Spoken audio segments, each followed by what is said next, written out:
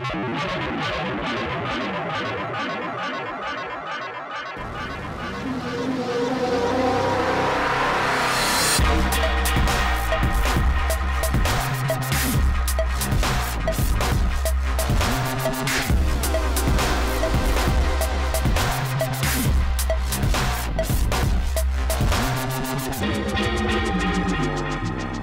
empresa nunca falou para vocês, vocês vão trabalhar com material perigoso, isso pode gerar doença para vocês. Eles falaram para vocês? Não, para ninguém. Nunca? Para ninguém. Para ninguém.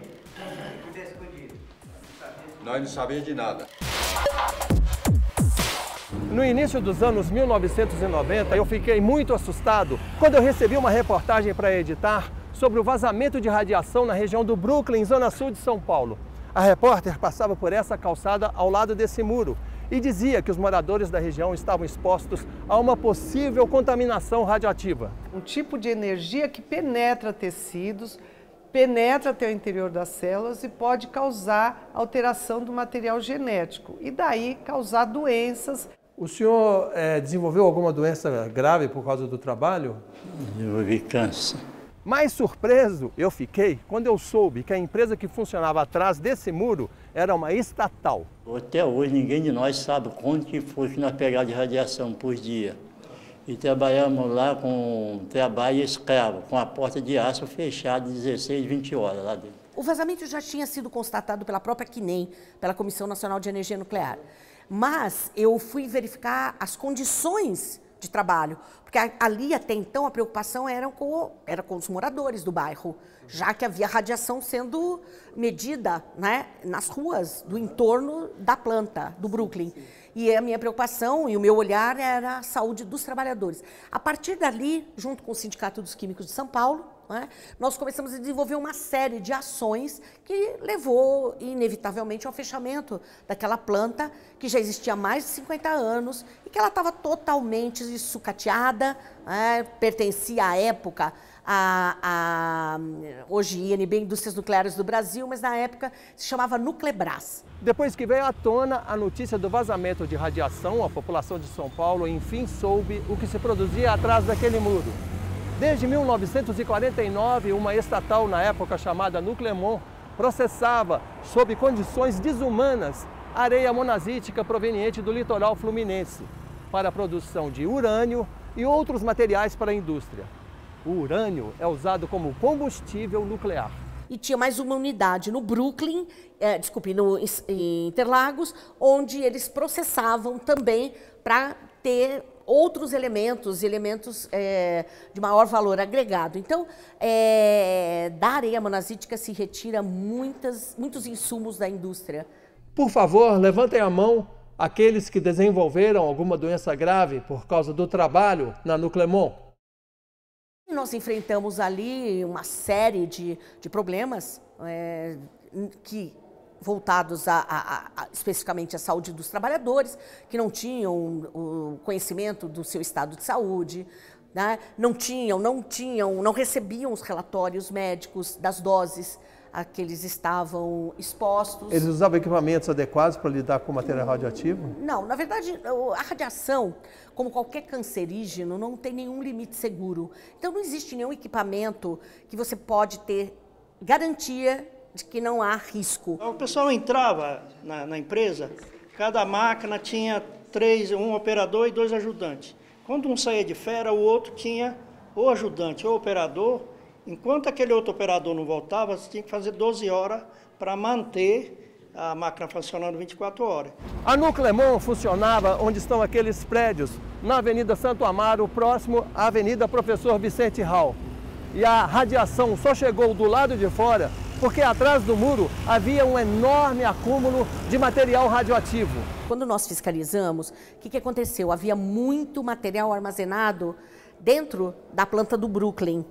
E eles isolavam isso com sacos de areia, com tambores, para evitar a radiação, que isso não acontecia totalmente. Por isso que houve esse vazamento, e que a CNEM, inclusive, apresentou esses laudos. Esse material, como isso ficou muito vamos dizer, num bairro residencial como o Brooklyn, ficou muito evidente, eles levaram esse material, boa parte do que estava estocado ali, para Poços de Caldas, como eles fizeram para Itu.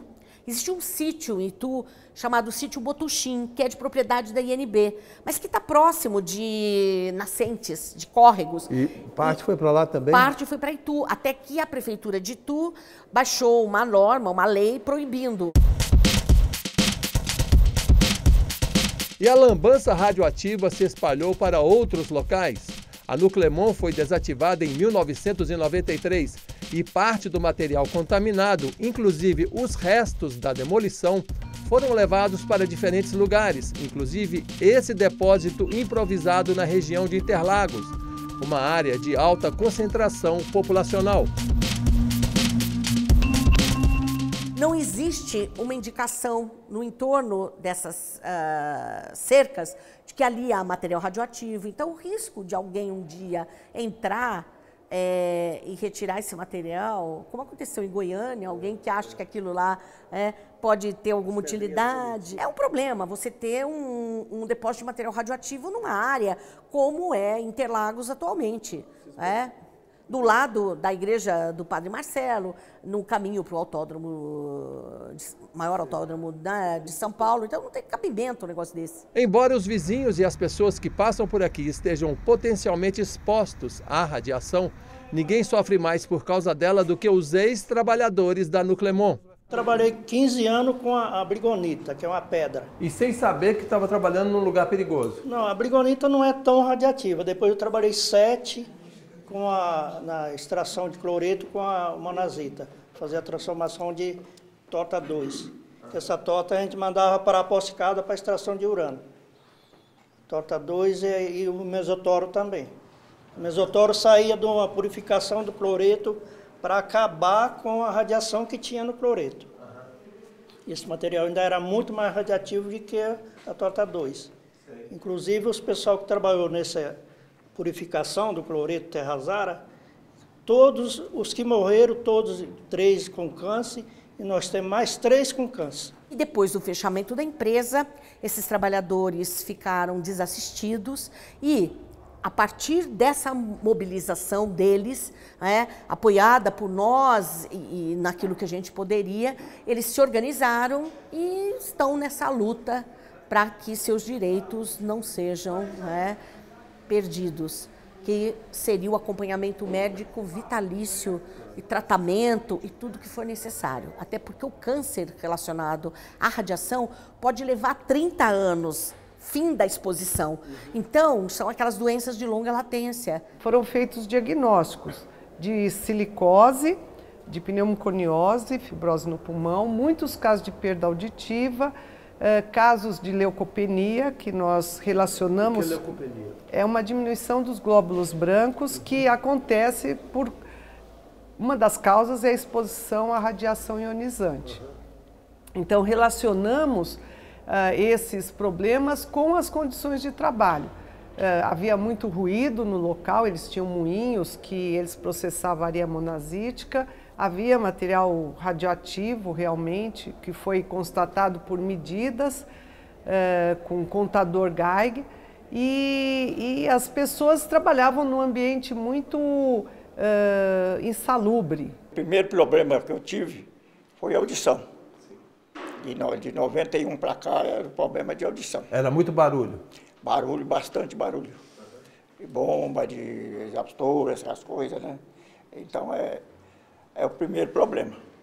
Aí agora, depois que eu saí de lá, agora estou com esse problema de câncer também, para fazer tratamento. Com certeza nós temos já 25 óbitos por câncer, e o que chama atenção também é uma alta prevalência de câncer de próstata.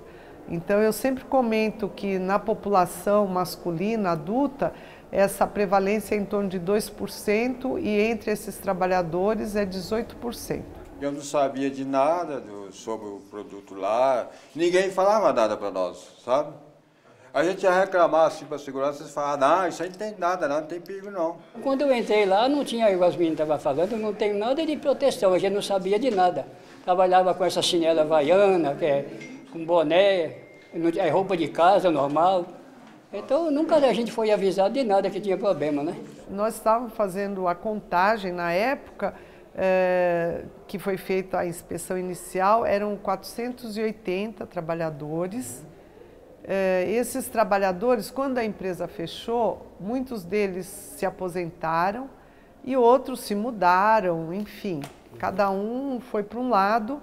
E 10 anos, nem 10 anos, acho que uns 7 anos depois, eles começaram a apresentar problemas de saúde e nos procuraram novamente. Então foi em torno de 2000, 2001 que eles retornaram ao centro de referência e acabaram se organizando na Antipem. E só para ter uma ideia, o ano passado, quando saiu a sentença desse processo coletivo, o processo tinha 12 anos. Está fazendo tratamento de câncer? Estou com outro encaminhado, problema nos rins. Nódulo nos rins, já está fazendo uns exames, tá só pegar o resultado na terça-feira e marcar com o oncologista, uro-oncologista, para ver o que ele vai resolver. Daqueles trabalhadores, daquele grupo grande, existe em torno de 80 trabalhadores que são esses que estão na associação, que se encontram uma vez por mês. E destes, 66 fazem parte desse grupo que entrou com esse processo coletivo. Esses têm o plano de saúde. Alguns outros que entraram com planos ou com processo individualmente tiveram ganho de causa e alguns têm plano de saúde, outros não. A associação foi criada por causa que a gente estava abrindo o processo e o advogado orientou que a gente tinha que ter uma associação para dar apoio a gente, que com a associação a gente tinha mais apoio da gente chegar em devido local e que era mais fácil da gente poder se pronunciar. Mas os trabalhadores realmente tiveram seu direito à saúde, seu direito à integridade física e muitas vezes seu direito à vida violado por uma conduta empresarial que empregava como matéria-prima material radioativo e deixava esses trabalhadores desprotegidos, não fazia o acompanhamento médico necessário.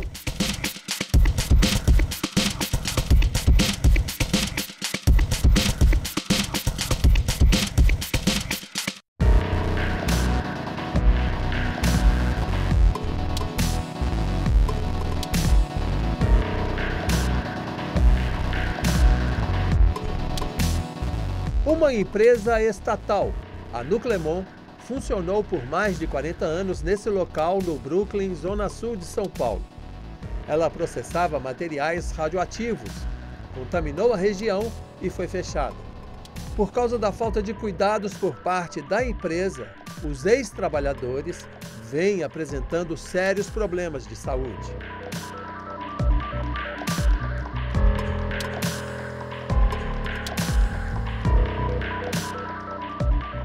Desde que começou esse processo, pelos direitos de vocês, quantas pessoas já faleceram? Do convênio já faleceu 13, mas no total acho que já faleceu para mais de 30. E a maioria tudo com câncer. A Convenção 115 da Organização Internacional do Trabalho determina que os trabalhadores de empresas que processam materiais radioativos têm direito a acompanhamento e tratamento médico por toda a vida. Mas na realidade, isso não é tão fácil assim. Ela falou que existe um artigo dessa convenção que é onde que o bicho pega. É o artigo 12º. O que e diz? que ninguém cumpre. O que diz o É artigo? o acompanhamento ulterior à exposição, quer dizer, posterior à exposição, tá? De todos que foram expostos à radiação. Isso só está no papel. Tá só no papel. Eu já fiz várias autuações, várias multas na empresa, mas nunca surtiu efeito. E com o aval de um órgão que deveria cumprir esse papel, que é o Ministério do Trabalho, e não o faz. Por que que a gente tem tanta certeza que esses trabalhadores tiveram exposição à radiação ionizante? Pela avaliação do ambiente e porque eles foram submetidos à dosimetria, que é o aparelhinho que mede quanta radiação você absorve quando você está naquele ambiente. E isso daí é uma avaliação direta de exposição à radiação. E a avaliação indireta, que é a medida do urânio, do tório na urina e nas fezes, e a contagem de corpo inteiro de radioatividade. Tem que estar comprovada a culpa da empresa, então por isso a gente tem que fazer todo um acervo probatório, encher esse processo de uma documentação farta que comprove que a Nuclemon, no caso, utilizava materiais radioativos e que os trabalhadores estavam submetidos a essa radiação de uma forma desprotegida, né, em descumprimento às normas de segurança do trabalho e de radioproteção também. Esses trabalhadores, com base na Convenção 115, teriam direito a serem acompanhados posteriormente à sua ocupação. E isso a empresa se negava a fazer. Eu fui numa palestra na Associação dos Advogados de São Paulo e eu fiz esse comentário: não é possível que não haja nenhum advogado que se disponha a ajudar esses trabalhadores, porque o sindicato entendia que não caberia nenhum tipo de ação, que seria uma coisa muito difícil. E o Dr. Moro estava na mesa e ele disse: eu aceito fazer essa causa pro bono. Qual é o primeiro nome do Moro? Dr. Luiz Carlos Moro. Esse processo é contra a INB, que seria a nova Nuclemon, e é uma estatal. É uma empresa estatal. Então, na realidade, é o governo brasileiro que deve isso para essas pessoas. Exatamente. Eles foram condenados. Houve uma liminar. Essa liminar aconteceu no ano X, tá? E essa liminar obrigava a empresa a oferecer, então, vitaliciamente assistência à saúde dos expostos, daqueles que estavam no processo, que, se não me falha a memória, são 70 ex-empregados da Nuclemon. Essa liminar foi contestada, etc., mas ela está mantida. E nós tivemos, então, a sentença em 2017, onde foi confirmada, tá, a obrigação da empresa de fornecer a atenção à saúde dos seus ex-empregados. Tá? E ela está fazendo isso corretamente? Então, ela estava fazendo ao longo desses 10 anos, ou quase 12 anos, só que vira e mexe, ela se esquece de pagar, tá? Ou se esquece de renovar o contrato. Então, há necessidade de que os trabalhadores se mantenham em guarda, em vigilância, para que isso não ocorra com tanta frequência. Já cortaram o convênio 3 vezes. Teve uma vez a gente ficou 17 dias sem um convênio. No início de 2018, por exemplo, houve um atraso no pagamento ao plano de saúde. E quando isso ocorre, o convênio não quer conversa e suspende o tratamento. Não importa se o caso seja de vida ou morte. Aconteceu foi a mesma coisa. Vence o contrato, ele fica fazendo hora para renovar o contrato, a Intermédica no outro dia já não atende mais. Ela atendeu até o dia 31 de janeiro. Deu dia 1º de fevereiro, todo mundo foi lá e bateu com a cara na porta. Nesses dias em que o convênio dos senhores ficou suspenso, o senhor precisou de médico, de atendimento? Eu cheguei lá com a consulta marcada, para o doutor Riconde tirar a alça do intestino, que estava pendurado na alça. O convênio estava suspenso, não me entenderam. Eu fui obrigado a ir para casa e esperar resolver o problema do convênio. O que eles disseram para o senhor? Que o convênio estava suspenso, tinha sido cortado. E como é que vocês vão fazer para que todos tenham direito? Então, a gente luta até hoje. A gente entrou com um processo individual lá com o Dr. Moro também, mas cai em varas diferentes e todos foi negado. A ação coletiva que foi ajuizada anteriormente, até por outro escritório, patrocinada por um outro escritório, ela visava a reparação por algumas doenças que não eram as que estão sendo discutidas agora nas novas ações. Em geral, elas tratavam de perda auditiva e de problemas de colunas, problemas articulares em função do trabalho braçal que era feito. Então, como existem novos adoecimentos e como se trata de casos muito delicados, que demandam perícia, precisam mesmo de um tratamento meticuloso, foi por essa razão que se decidiu ajuizar esse tipo de ação individual. A gente gostaria que todos ganhassem. A gente foi atrás da Convenção 115, que a doutora Fernanda aqui levantou essa questão para a gente pensou que a gente ia atrás disso aí, já ganharia o convênio para o resto da vida e acabava por aí, mas não, eles não deram nada. Eu tive uma vez em Brasília, mas a doutora Vera, eu falei, a gente não tinha ganhado nada ainda, eu tinha um advogado lá da empresa e falou, não, o rapaz lá, o deputado falou, mas por que vocês não fazem um acordo com esse pessoal, dá o convênio para todo mundo e acabou? Nós não faz acordo com ninguém, doutor Marcelo falou. Eu estou aqui, eu estou há 30 anos na empresa para defender a empresa. Esse doutor Marcelo? Doutor Marcelo falou, se um peão cair lá na sessão, morreu por causa de veneno, eu tenho obrigação de chegar lá e falar que ele morreu porque morreu, não é por causa de veneno. Eu ganho para isso, ele falou. Quando a gente começou a acompanhá-los, eles tinham uma dignidade que eles vêm perdendo no decorrer dos anos, por questões econômicas e pelo adoecimento que eles apresentam. É bem complicado você lidar com a perda dessas pessoas. Então, dia a dia você vai encontrando, acompanhando esses ex-trabalhadores da Nuclemon com câncer, com doenças graves. Então, meio que a gente tem que se blindar para continuar fazendo esse trabalho, porque é um trabalho muito doloroso realmente. Houve dolo ou omissão dos responsáveis pela Nuclemon ao contratar essas pessoas e não esclarecer a essas pessoas exatamente o que eles iam passar?